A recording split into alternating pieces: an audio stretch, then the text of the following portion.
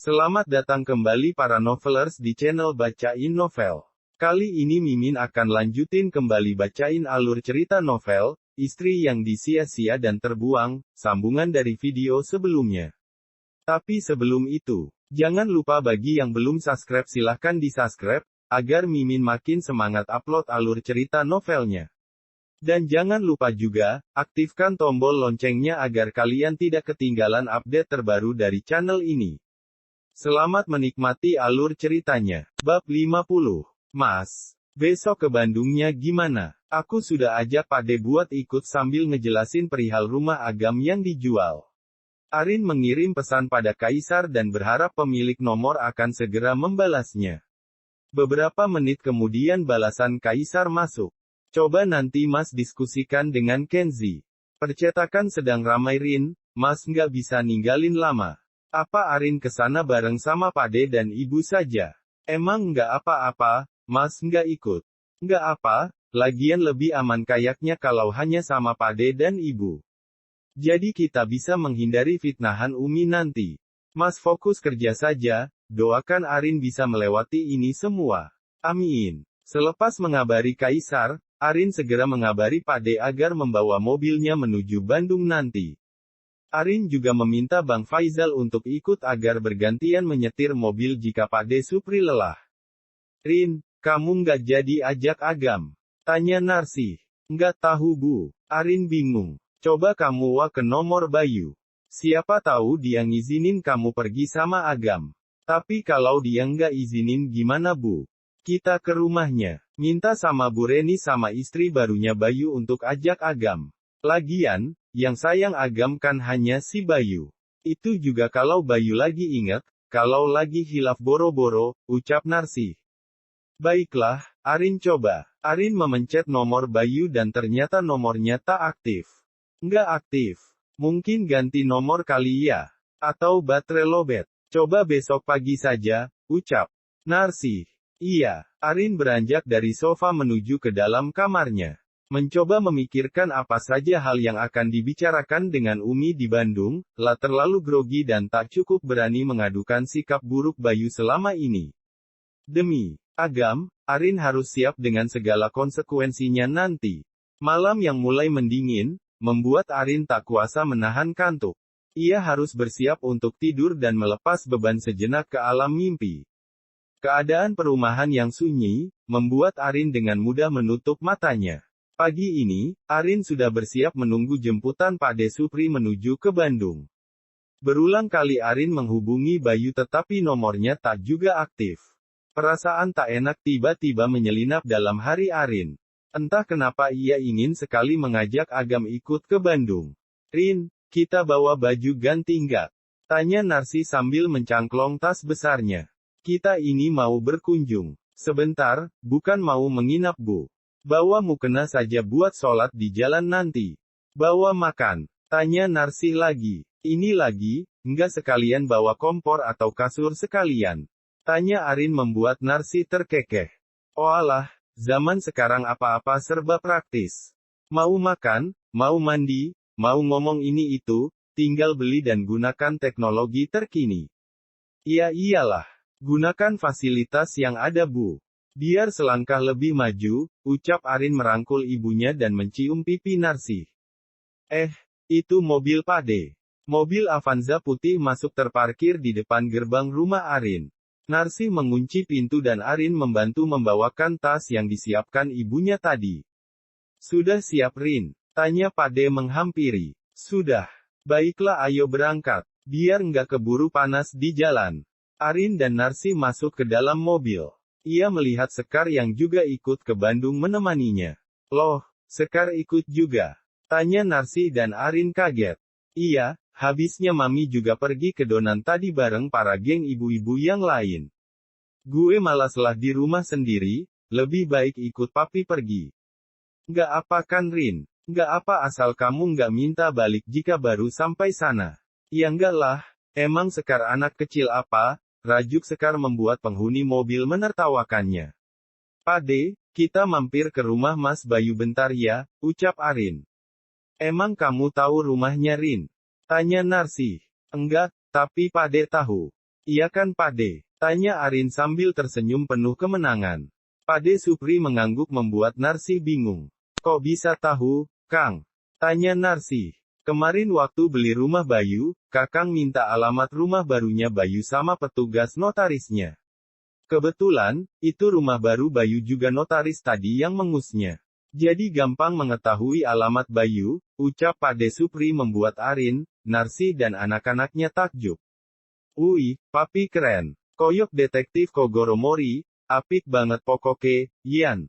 Langka tandinge, ucap Faizal bangga. Iya dong, papinya siapa dulu, Sekfai. Opo iku Pade? Tanya Arin. Sekar Faisal, keren kan singkatannya jadi Sekfai. Eleh, gayane papi. Ngeluwihi ABG zaman now, kelakar Sekar. Itulah resep awet muda. Jangan terlalu sepaneng memikirkan masalah berat. Kalian perlu tahu, berat ringannya sebuah masalah tergantung pada sikap dan tindakan dalam menjalani permasalahan itu.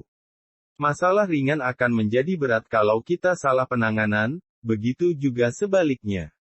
Maka apapun itu lakukan dengan sewajarnya dan jangan berlebihan.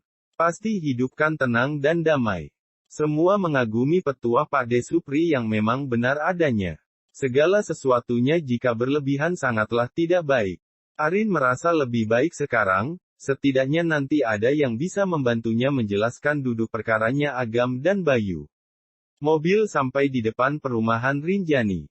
Ternyata hanya beda blok dengan rumah milik Kaisar. Arin melihat rumah tampak sepi, lah bergegas turun dan meminta yang lain menunggu di mobil. Assalamualaikum. Arin mengetuk pintu tapi tak ada sahutan dari dalam. Arin kembali mengetuk hingga tak ada juga jawaban. Tetapi Arin melihat ada televisi menyala. Arin menggedor kembali rumah itu hingga akhirnya ia mendengar suara tangisan kecil dari balik jendela paling ujung. Arin mencoba mendekat dan mengintip dari celah jendela. Dilihatnya Agam yang terisak dengan ditutupi mulut Agam oleh Susi. Arin tampak geram dan segera menggedor jendela kamar itu hingga Susi akhirnya berteriak. Pergi kamu maling. Jangan ganggu kehidupan kami lagi. Kita sudah tidak ada urusan. Teriak Susi. Arin tak menyerah, batinnya mengatakan ini semua tak beres dan ia harus segera membantu Agam. Buka atau aku akan meminta satpam komplek mendobrak kamar ini, terdengar tawa Susi menggelegar. Silahkan saja, rumah ini milikku dan tak ada yang berani mengusik kehidupanku dan mengusirku bahkan memerintahkanku di sini. Termasuk kamu. Terdengar pekikan kecil dari Agam membuat Arin kembali mengintip dan melihat Agam yang hendak mencoba melepaskan diri dari Susi. Arin sudah tak sabar. Ia lalu kembali ke mobil dan meminta Bang Fai turun untuk meminta Susi membuka rumahnya. Arin harus melapor dahulu pada satpam kompleks sebelum beraksi dan akan membuat laporan jika ada kasus penganiayaan di komplek perumahan ini. Dengan sigap, Faisal dan Pade Supri turun dari mobil. Sekar dan Arin segera pergi ke kantor satpam untuk melaporkan perbuatan Susi. Pagi Pak, saya Arin dari Perum GSP, saya ke sini mau menengok anak saya yang tinggal dengan ayahnya. Tapi di rumah yang baru ditinggali itu, anak saya sepertinya dianiaya seseorang di dalam sana. Mohon bantuannya Pak, ucap Arin mengiba. Petugas sempat kaget dan dengan langkah sigap, satpam langsung menuju tempat kejadian. Mari, Bu. Arin dan para satpam berjalan cepat, tak ingin menunggu lama untuk bisa membebaskan Agam dari Susi yang kejam itu. Perasaan Arin menjadi tak karuan, takut sesuatu yang buruk terjadi pada Agam. Gak dibuka juga Bu? Tanya Arin. Enggak, sudah kami ketuk berulang kali tetap saja tak ada sahutan. Iya Rin, mau abang dobrak, tapi nunggu petugas keamanan dulu. Takut ada kesalahan, imbuh Faisal. Satpam komplek menggedor rumah Bayu dengan keras tapi tak juga terbuka. Akhirnya, satpam mengizinkan rumah didobrak oleh Faisal dan Pade Supri. Pintu langsung terbuka dan rusak, Arin langsung berlari mencari Agam di kamarnya. Arin begitu kaget saat melihat sesuatu yang buruk terjadi pada Agam. Agam! Teriak Arin sangat keras membuat semua ikut melihat ke tempat Agam ditemukan, tapi mereka tak mendapati ada Susi di sana. Mungkinkah ia langsung melarikan diri dan takut dengan apa yang terjadi kali ini? Atau mungkin dia takut karena banyak orang yang menggedor rumahnya. Bab 51. Agam. Arin langsung berlari mendekati Agam yang tergeletak di lantai. Satpam dan juga yang lainnya ikut membantu membawa Agam ke kasur dan segera melaporkan kepada pihak yang berwajib. Tangis Arin pecah memeluk Agam yang menutup matanya. Dia masih hidup, kita bawa ke rumah sakit saja, ucap Faisal yang memeriksa nadi Agam. Faisal menggendong Agam masuk ke dalam mobil dan mereka semua ikut ke rumah sakit. Pak, tolong cari Susi sekarang juga. Dia harus bertanggung jawab atas apa yang dilakukan pada anak saya, ucap Arin pada petugas keamanan kompleks. Baik Bu, semua akan kami urus, semoga anak ibu baik-baik saja, ucap salah satu satpam kompleks. Setelah menyerahkan permasalahan Susi kepada petugas keamanan, Arin langsung bergegas pergi memberikan pertolongan kepada Agam. Arin berharap tidak ada sesuatu hal yang serius yang akan terjadi kepada anak tirinya ini. Arin beberapa kali mencoba memanggil nomor Bayu tetapi tidak juga tersambung, membuat Pak De Supri geram melihatnya. Bapak macam apa meninggalkan anak dengan ibu kejam seperti dia, ucap Pak De Supri. Mas Bayu harus bertanggung jawab atas hal ini, dia melakukan kecerobohan dengan mengorbankan anak sebaik Agam. Seharusnya dia membiarkan Agam tinggal bersamaku saja, kalau tidak bisa mengasuhnya tidak seperti ini, ucap Arin sambil terisak lirih membuat Narsi yang di dekatnya merasa iba. Semua ini sudah kehendaknya. Jika saja kita tadi langsung saja mendobrak pintu dan menangkap Susi pasti semuanya tidak seperti ini. Kita kurang cepat sehingga Susi bisa melarikan diri, keluh Sekar. Justru kalau kita yang mendobrak dan menangkap Susi tanpa ada orang di sekitar yang tahu kejadian ini, kita akan disangka sebagai pelaku kejahatannya.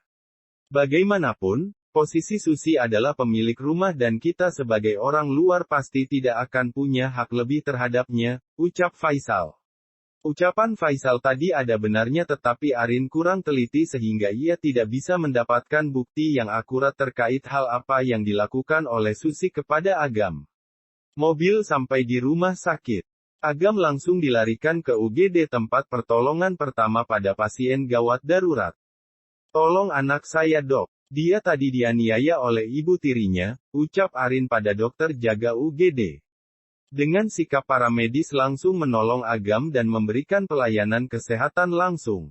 Ibu tunggu di luar, biar anak ibu kami tangani dahulu. Berdoa semoga semuanya baik-baik saja. Arin dan yang lainnya duduk di ruang tunggu depan UGD dengan perasaan yang was-was dan khawatir. Coba kamu telepon Bayu sekali lagi, Rin. Siapa tahu sekarang sudah bisa tersambung, ujar Pak De Supri. Arin kembali menghubungi nomor Bayu dan kali ini memang nomor itu sudah tidak bisa dihubungi lagi. Dengan perasaan yang cemas dan sedikit kesal karena nomor Bayu yang tak bisa dihubungi, Arin memutuskan untuk melakukan tindakan terhadap Agam seorang diri tanpa meminta persetujuan Bayu. Biar administrasi dan yang lainnya aku urus dulu. Yok Sekar, temani abang ke ruang administrasi rumah sakit, ajak Faisal pada Sekar. Sekar langsung menyetujui dan beranjak bersama Faisal sedangkan Arin, Narsis dan Pak De Supri menunggu di ruang UGD. Apa kamu tidak mempunyai nomor mantan mertua Murin? Tanya Pak De Supri. Tidak, hubungan kami memang tidak terlalu dekat dari dulu. Waktu itu pernah menghubungi Arin tetapi nomor Arin sudah ganti, karena ponsel yang dulu dipinjami Pak De kan rusak. Pak De Supri tampak berpikir ia mengingat-ingat seseorang yang bisa membantunya untuk menghubungi keluarga Agam. Coba kamu hubungi mertua Bayu yang ada di Bandung. Sekalian katakan pada mereka kalau kita tidak jadi ke sana karena ada sesuatu hal yang terjadi pada Agam. Pasti mereka akan segera ke sini, ucap Pak De Supri. Arin tersenyum tidak menyangka Pak De bisa berpikiran seperti itu. Pikiran Arin terlalu buntu sehingga tidak memikirkan hal serupa. Dengan sigap Arin langsung mengambil ponsel dan menghubungi nomor Umi di Bandung. Assalamualaikum, Umi. Waalaikumsalam Rin. Apakah kamu sudah mau sampai ke sini? Maaf Umi. Sepertinya Arin tidak jadi ke sana, ada sesuatu hal yang terjadi dengan Agam tadi saat Arin hendak menjemputnya untuk ikut ke Bandung. Ada hal apa yang terjadi pada Agam? Tanya Umi dengan nada yang khawatir. Agam dianiaya oleh istri baru Mas Bayu dan ini Arin sedang berada di rumah sakit. Astagfirullahalazim, bagaimana itu bisa terjadi?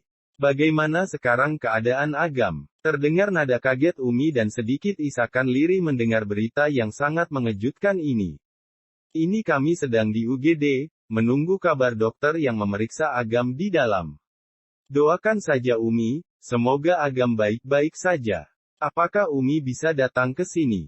Maaf Umi, Arin meminta ini karena nomor Mas Bayu tidak bisa dihubungi. Nomor Bayu tidak bisa dihubungi.